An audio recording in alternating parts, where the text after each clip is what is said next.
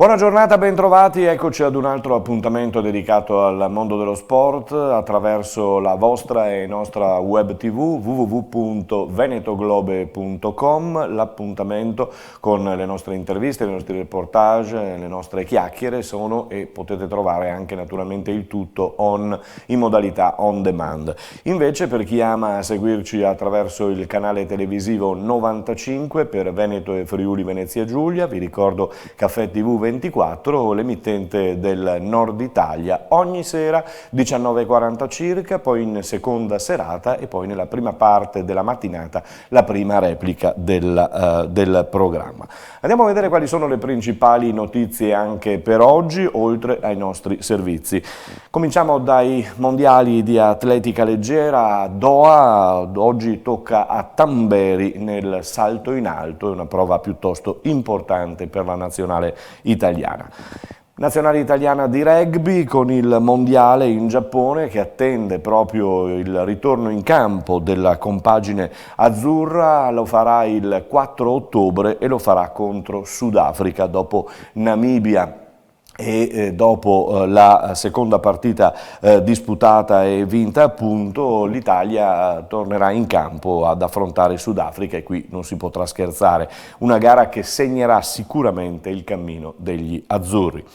Intanto quest'oggi ritornano le coppe nel calcio, ritorna la Champions, in campo ci vanno Atalanta contro lo Shakhtar, l'Atalanta viene da una dura batosta in quel di Zagabria contro la Dinamo e vuole vendicare questa sconfitta che ha un po' rovinato o parzialmente rovinato il cammino che potrebbe essere e che potrebbe fare l'Atalanta in Champions. Vedremo questa sera contro lo Shakhtar. Mentre questa sera, tra l'altro in diretta televisiva anche su Canale 5 alle 21, troverete la Juventus contro il Bayer di Leverkusen, ancora una partita importante per la Juve di Sarri. Domani invece toccherà al Napoli che affronta il Genk e l'Inter che sarà a Barcellona. La Serie A si è chiusa ieri la giornata cosiddetta a spezzatino per quanto riguarda il turno che abbiamo seguito nel weekend. Parma-Torino ieri sera ha decretato la vittoria per 3-2 del Parma con qualche polemica in casa Torino ancora con Mazzarri. In Serie B, per quanto riguarda la giornata, anche in questo caso a spezzatino come si suol dire, è terminata ieri sera con Cremonese-Ascoli, il risultato è stato di 1-0 per la Cremonese. La Serie B femminile, quella della Permac Vittorio Veneto, era ferma nella settimana appena trascorsa e attende la ripresa del torneo, la ripresa del campionato, proprio casalinga in casa al Barison di Vittorio Veneto, ospiterà Perugia dopo la sosta. Andiamo a parlare di Serie D con una sesta giornata che ha visto per quanto riguarda la Veneta o per quanto riguarda la Trevigiana, meglio dire, il Montebelluna fermarsi contro il Chions, perdere per 2-0 in casa. Subito critiche, subito un po' di crisi in casa Montebelluna, si dice non si è più capaci di vincere, dopo una buona partenza adesso ci si è fermati e la situazione è a 4 punti di classifica con un prossimo incontro piuttosto impegnativo contro il Mestre, pure il Mestre viene da una sconfitta di domenica. Il nostro campionato di riferimento è come di consuetudine quello di eccellenza, questa settimana vi abbiamo dato la telecronaca di Eclisse Careni Pivigina contro il Montello, è una telecronaca ed è una partita che potete scoprire sui nostri canali Facebook e YouTube di venetoglobe.com insieme alla partita del campionato di promozione che siamo andati a registrare per voi in quel dell'Omo Bono Tenni di Treviso, dove c'è stata la vittoria un po' a fatica 4-2 contro il Marcon della formazione di Checco Feltrin, un tecnico, Checco Feltrin, che ha scelto insieme al suo vice di non parlare, di non concedersi alla stampa, dicendo di essere appunto in silenzio stampa. Un pochino esagerato secondo il nostro pensiero, perché insomma siamo in un campionato di promozione, per carità. Hanno parlato fortunatamente i giocatori e l'altro tecnico, il tecnico del Marcon, che invece è subito disponibile. Berto, lo sentiamo ai nostri microfoni. Mister, un 3-2, un 4-2 sul finale, ma insomma la partita era ormai già conclusa. Ci avete provato fino all'ultimo però a far soffrire questo Treviso? Sì, abbiamo provato fino in ultima e ci credevo anche sul 2-2. Ho visto un po' il Treviso un po' in difficoltà là, però alla fine l'esperienza sua di loro, su un errore un po' banale anche sul terzo gol. Il quarto non do colpa ai ragazzi, però il terzo gol non ci siamo alzati su quella palla là, bastava alzarsi e magari non succedeva, non facevano gol. Ha detto lei, comunque hanno dei giocatori la cui esperienza può risolvere la partita. Lei è una squadra giovane, fatta di alcuni anziani che cercano di mettere ordine, e c'eravate anche riusciti perché, come diceva, insomma, sul 2-2 qualche freschezza in più l'avevate. Sì, i giovani, allora io sono dei giovani molto interessanti i nostri. Noi abbiamo giocato con 3 2001, 99, 2 2000. Però dopo da allenatore io dico che l'esperienza poi paga, nel senso l'inesperienza paga, e l'abbiamo pagata, perché come gioco io sono molto contento della mia squadra, l'avevamo preparata così. Ecco, in effetti anch'io in telecronaca ho detto sicuramente poi il gol dopo 33 secondi potrebbe aver scombinato un po' la cosa, no, da come l'aveva preparata questa. Sì, allora noi pensavamo che partissero molto forte, magari non al primo tiro, però, e quindi l'urto dovevamo un attimino però alla fine i ragazzi hanno pareggiato, poi abbiamo subito questo rigore, abbiamo ripareggiato, insomma vuol dire che la squadra ha carattere e per il futuro insomma è roseo per me con questa squadra qua. Direi di sì, anche perché insomma hanno giocato in uno stadio che incute un po' di paura, e diciamo che Marcon può guardare avanti. Sì.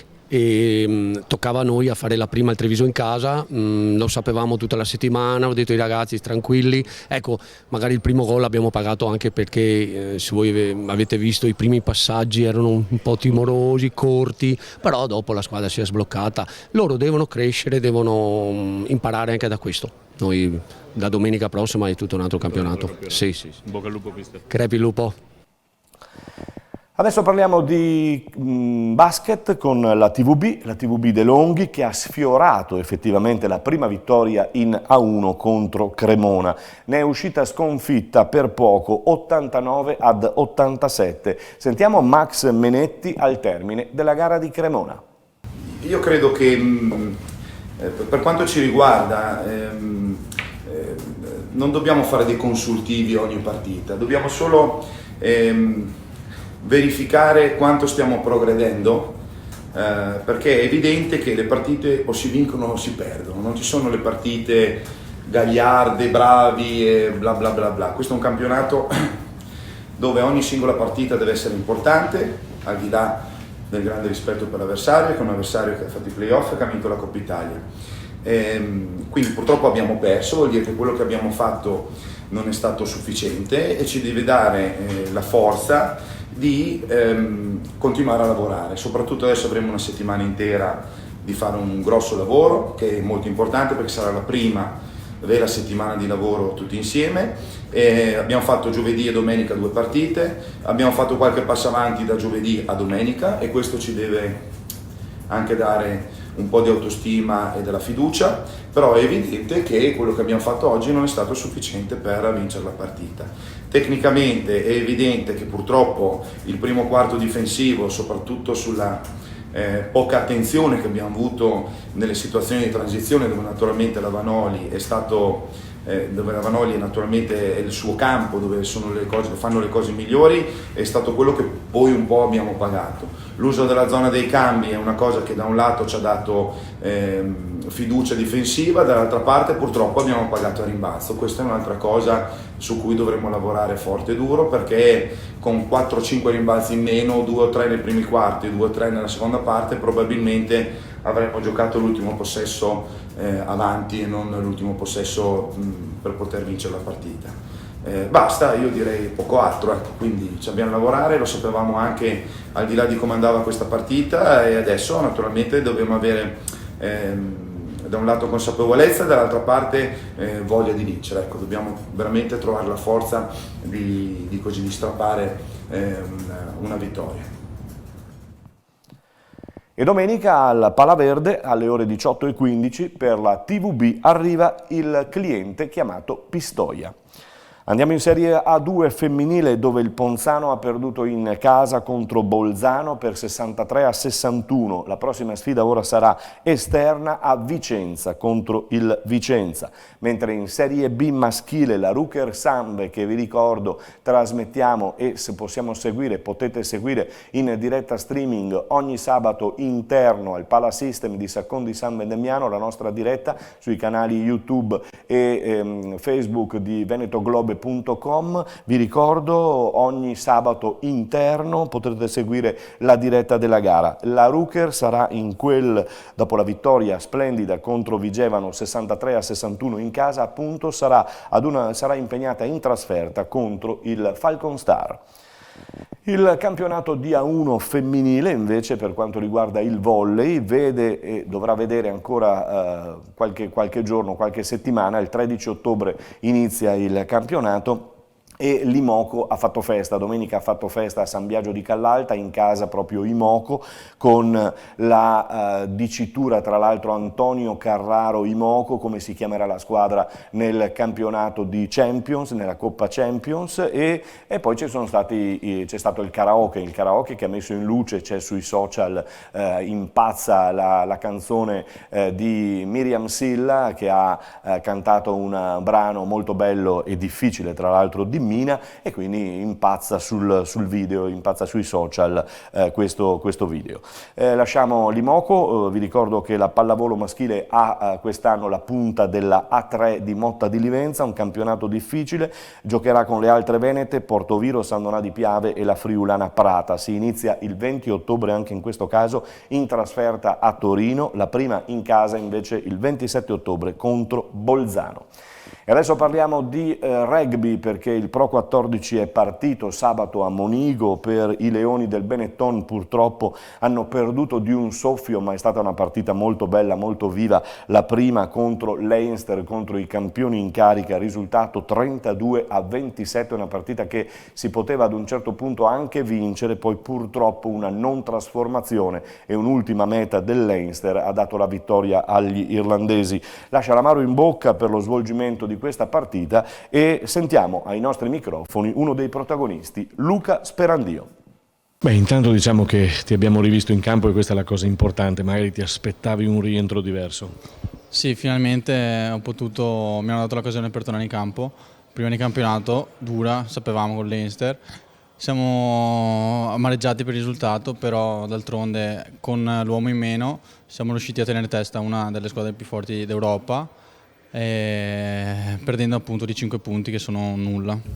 Sei entrato in un momento un po' particolare proprio della gara. Sì, è un momento particolare perché avevamo appena subito l'espulsione di Ratuva, quindi la squadra era in 14 e abbiamo dovuto togliere una terza linea come Barbini che serviva molto in campo e quindi sono andato estremo e lì poi abbiamo subito un'altra meta, poi c'è stato un contrattacco partito da me che poi servito Riera e poi concluso con la meta e lì abbiamo ripreso fiducia per arrivare poi alla fine.